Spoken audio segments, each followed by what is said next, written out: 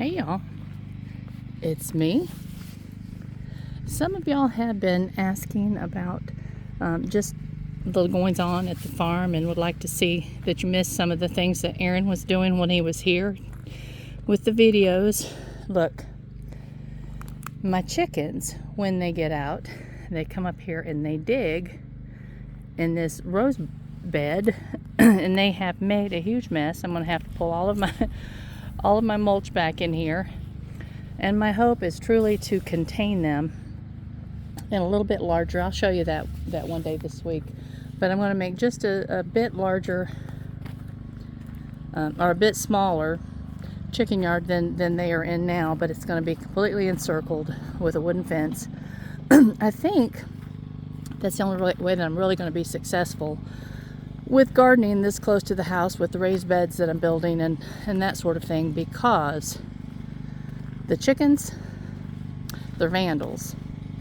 I love my girls and my roosters and all of them, but I gotta just be honest, they are vandals.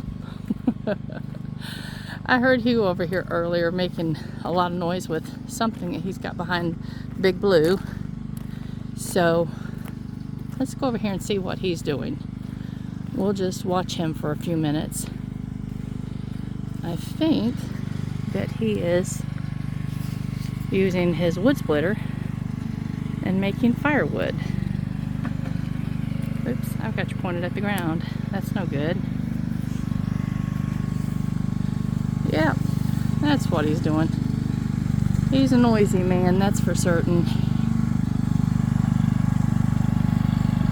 These are some trees that Asplin cut back in the summer, and Hugh told him just to drop them wherever they needed to and he would take care of them. Some of them he has pulled over to the sawmill and he's cut them up. Some of them, it's the type of wood that he said he really just doesn't want to use for firewood or for the sawmill.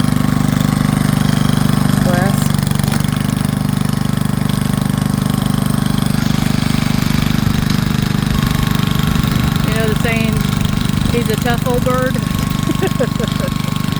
He's a tough old bird. I do worry about him, but you know what?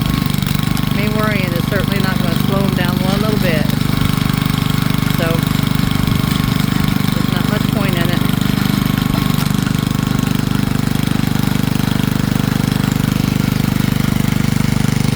He's fairly safe, except for when he's not.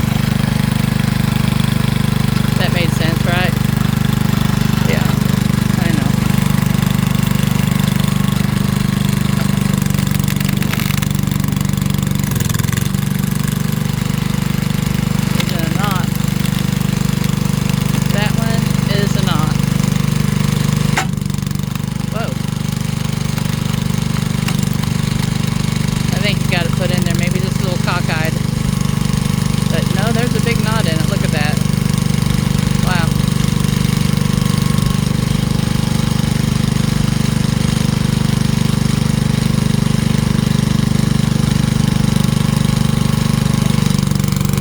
Extension back a number of years ago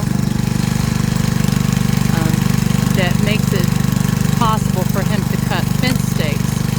So he can cut like an 8-foot fence stake with his wood splitter.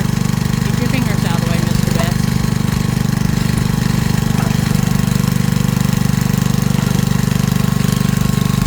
He just noticed them filming them.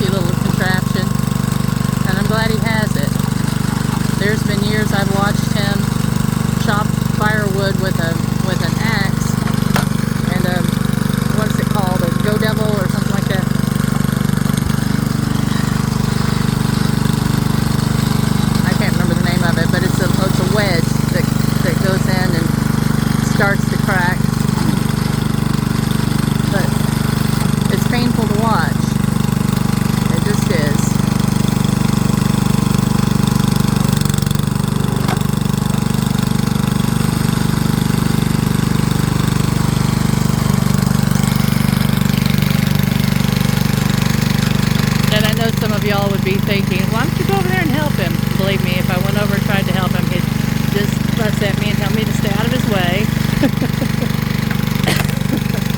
After living with this man 43 years, I know exactly what he would do. And he's gotten really good that if he does need my help, he'll let me know now. So it's not like I have to worry. He will say, honey, I need you to help me with such and such or whatever this afternoon or in a little while or whatever. So I don't worry about him trying to do things that's just more than he can handle anymore, because he's pretty good about asking for help. The really big jobs, he waits until Aaron's home,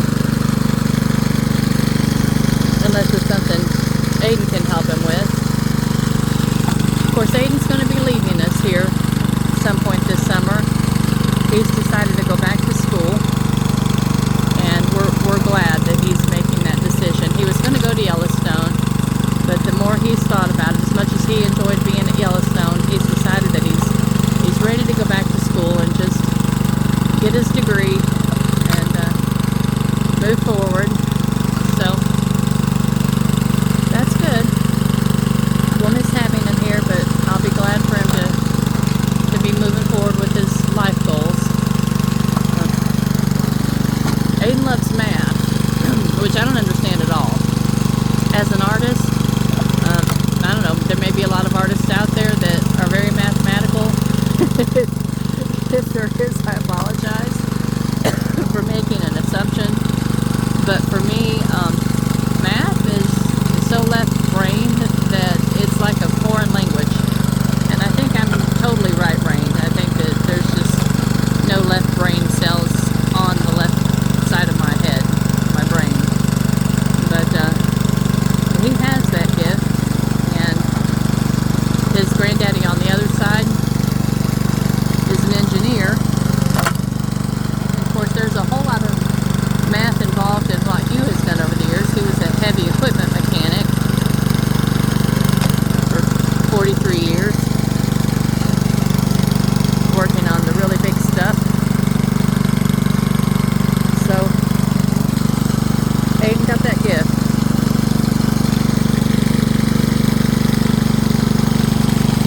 And it's good that there are people out there with that gift.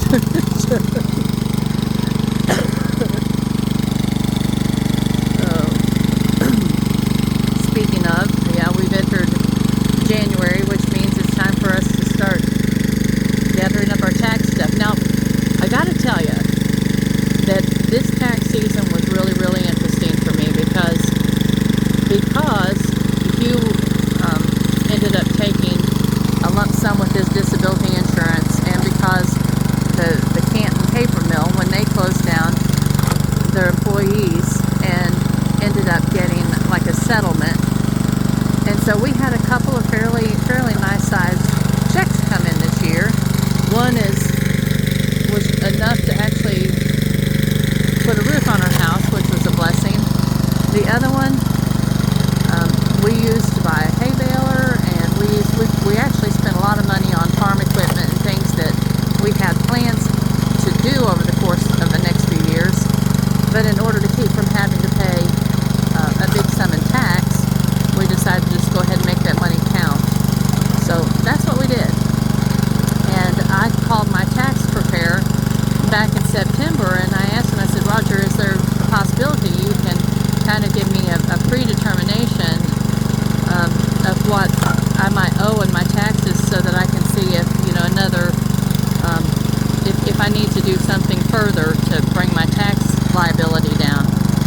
So I spent weeks getting all my farming receipts, my own personal business receipts, everything. I just got everything organized and put together. And of course, Hugh's sister, we had her estate we had to settle this past year, so we had that. And there was just so many. It was a complicated year for us. We're usually, even though we do a long form, it's still usually pretty simple.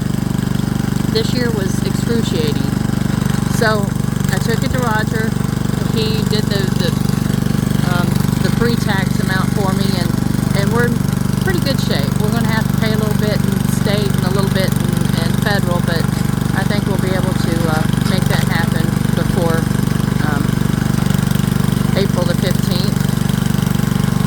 So anyway, I had been keeping up with my receipts since September to get everything else, so that I could just finish up that little bit.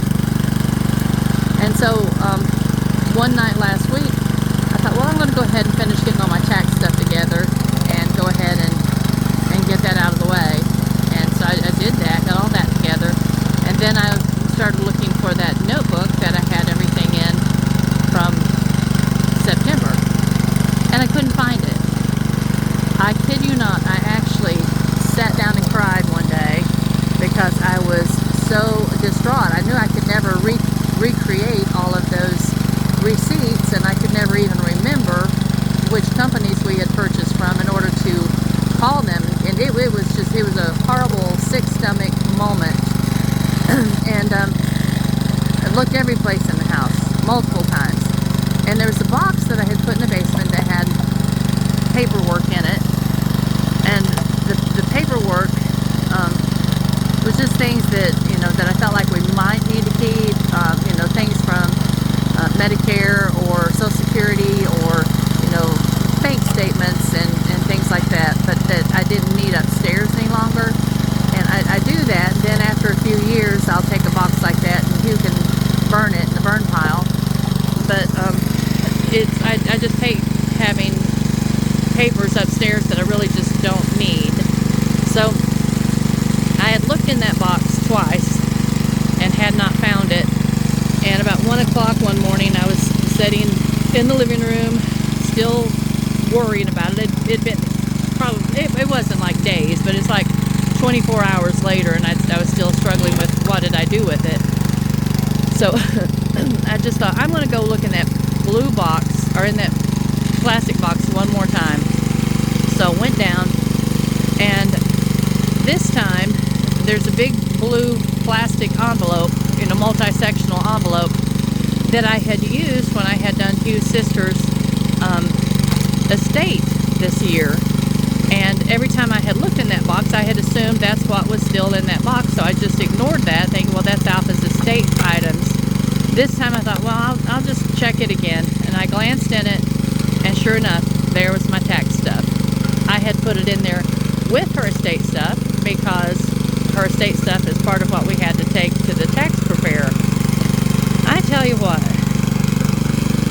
sometimes things like that just really have the ability to suck the joy out of our life. And this time, there probably hasn't been anything happen that's that type of thing that has just sent me for an actual free fall than that in years. And it was a horrible day and a half. But it was so exciting. It's all I could do not to call Chelsea in the middle of the night and say, I found my tax stuff. But first thing she called the next morning, I said, I found it. I found my tax stuff. I found my tax stuff. And I texted Aaron. I said, I found my tax stuff. And everybody was glad because they knew how much angst it had caused me. And every time I saw anybody for the next day or two, my kids, people that knew that I'd lost my tax stuff, I said, guess what? They said, yeah, Mom, I know. You found your tax stuff. I said, yeah, I just want to keep saying it. So, anyway, those of you that still don't have your tax stuff gathered up, I know your pain. I do. I'm sorry, sisters and brothers. Just get her done. Let's get this tax season behind us and move on to better days. One thing is that during this tax season, I did create a better system for keeping up with everything, as far as keeping it organized and everything written down and whatnot. Hugh and I, we've gotten a lot better about getting to our truck or car, whatever we're in, and if we've got something that is a taxable item, just taking the moment to go ahead and write it down and put it in a pocket on my handbag so that the minute I get home, or within at least some point that week, I can put it in the right envelope. So just keeping it a little better organized, and I'm not very good at organizing that sort of thing. I just, anything that's paper related, that's business related, I struggle with. But because I've had so much irritation this year with it, I'm just determined that I'll never let it get that complicated again. So good changes in that way. And there's Pops. Say hey, Pops. Hello everybody. Trying to get caught up on firewood. I always swore I'd never use one of them, but old age and a bad shoulder. And that particular one my dad bought, it's over 40 years old. And I never understood why he bought it, but I do now. Tell them what you told your dad the year after we got married and he put in the furnace. Yeah. The year we got married, we left home. We moved down here, and where Chelsea lives now. Where Chelsea lives now. My dad put in a furnace and put a roof on the house and put a bunch of insulation and stuff in it. And I was a traveling construction worker. I worked a lot of hours and wasn't home a whole lot. And I told my dad, I said, when we get grown, I said, you spend a lot of money on the house and put a furnace in it and do all kinds of things to the house. He said, you needed to grow up tough. I said, no, you just lost your wood splitter. That was the problem. He just laughed. His daddy had a real quiet little chuckle. It was so sweet. He had a real dry sense of humor. He did. And but one thing about my dad, when he said something, he meant it. He didn't beat around the bush. These logs come off of the power line right away. Mm-hmm. And I was hoping to save them for saw logs, but this one I might get a saw log from right here up, but from there down it's pretty much rotten. And but I need the firewood, so I'm not going to complain. And there comes the Aiden Connor. This little tree up here is kind of odd. That's a little chestnut tree. Oh, is it? And you can make fence stakes out of it? No, I'm going to make wood to build another dining room table to go with my Hoosier. Oh, okay. But now this tree is not an American chestnut. It's either a European chestnut or a Chinese chestnut. And my dad and I, we planted chestnut trees they're all down through the woods here. And that one got damaged on the power line right away when they were cutting trees, so I just cut it down. It's big enough to make enough boards to make a nice tabletop. If I can get the top out of chestnut, I'll make the rest of it out of white oak. White oak and chestnut, they look very, very, very similar. And you can kind of put a little stain on it and you can disguise it, make it all look like chestnut. But one day I'll get to it. All right, Pops. Well, thank you. You all have a wonderful day. Huh? Bye-bye.